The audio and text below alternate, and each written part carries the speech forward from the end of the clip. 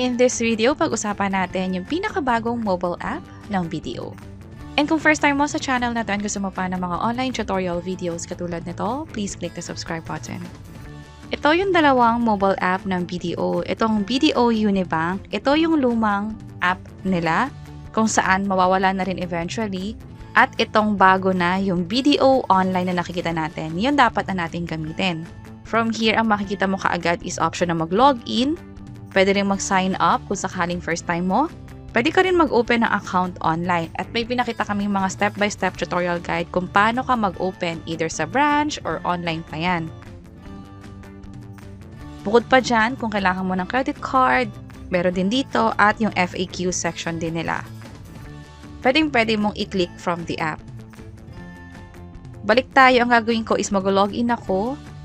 And pag first time nyo, mag-set up kayo ng PIN. Parang ATM PIN siya, pero this time sa app nyo siya gagamitin at dapat kayo lang yung nakakaalam nun. Or pwede din kayong mag-login gamit yung fingerprints ninyo. I-set up nyo muna yon. Kapag okay na, makakapasok na kayo sa mobile app kung saan makikita nyo yung accounts na meron kayo. Kung sakaling meron kayong credit card, checking account, or iba't ibang account sa BDO, mag-a-appear yun lahat dito sa accounts na section. Sa akin, isa lang yung account ko at savings account yun, kaya isa lang din yung nakikita nyo dito. At ang maganda dyan is parang hindi naman to nakaka-overwhelm kasi pag pumunta ka sa next tab, alam mong send money yung gagawin mo. Magkapadala ka ng pera either sa sarili mong account kung sakaling dalawa yung account mo, to any BDO account, or to other bank or wallets katulad ng GCash, Maya at marami pang iba.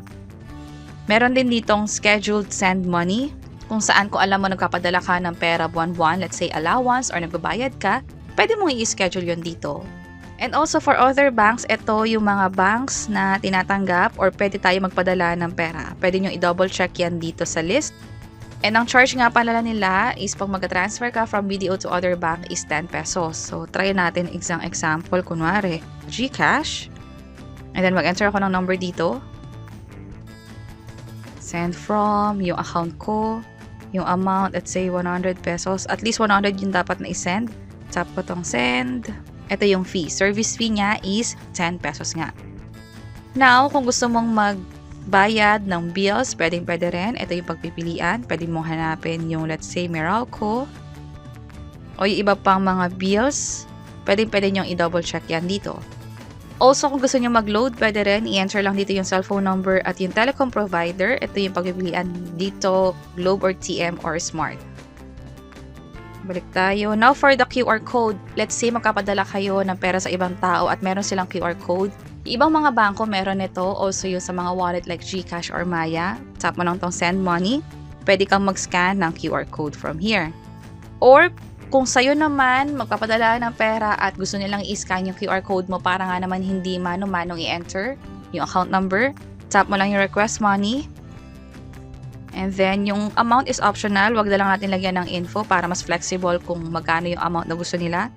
Generate QR. Oops, lagyan ko muna ng name. And ito na yung QR code ko. So, pag in-scan nila to at nagpadala ng pera, mapupunta yung perang yon sa bank account ko sa BDO. Pwede ko itong i-share, i-send sa Messenger, sa iba pang mga messaging site like Viber at marami pang iba. Close ko to. And lastly, dito sa more na section, pwede mo pang i-update or i-enhance yung account mo. Pwede mong i-update yung profile like yung mobile number, email address, manage favorites sa mga pinapasama ng pera o binabayaran mo ng bills, manage login, papalitan mo ba yung PIN mo, i-enable mo ba yung fingerprint login. Pag manage na account, pwede mong i-hide yung ibang account mo para nga naman hindi agad magpakita. And of course, pwede mong i-check yung video online and mag-log out na din. Ang pinakamaganda na nabasa ko about sa app na to is mas enhanced daw yung security nung etong video online na mobile app nga. So mas maganda yun, mas pabor yun sa atin. Sana mas lalo pang enhance yung security and also team effort to. So BDO, i-enhance yung security nila and tayo din, dapat iwasan din natin yung mga phishing site and also mag-ingat sa mga kiniklik natin link at sa pag-login na rin. Dapat hindi to nakikita ng ibang tao. And yung number natin, alagaan natin kasi doon nakaka-receive ng OTP pag-approve ng mga transaction, especially kapag mga banking transaction yan. So, nadaanan na natin yung mobile app. Parang minimalist siya. Madaling malaman kung ano yung dapat mapuntahan depende sa transaction mo, whether magpapadala ka ng pera, magbabayad, or kung kailangan mo ng QR code. Possible magkaroon pa to ng mga additional features katulad nung pag-lock ng card kung sakaling ayaw mong magamit yung card mo in case na hindi mo siya makita. Also yung pag-enroll ng mga billers ng ibang bank account na pinaglilipatan mo ng pera regularly. And also yung pag-adjust na rin ng limits, yung mga transaction online, whether sa Lazada yan or Shopee or iba pa. Yun siguro iabangan natin sa mobile app na to. And kung meron man updates tungkol dito, ipapublish namin yan dito sa video sa baba. For the meantime, pwede nyo i-check ito ibang mga video. Sana makatulong sa inyo and see you sa mga next videos. Bye-bye!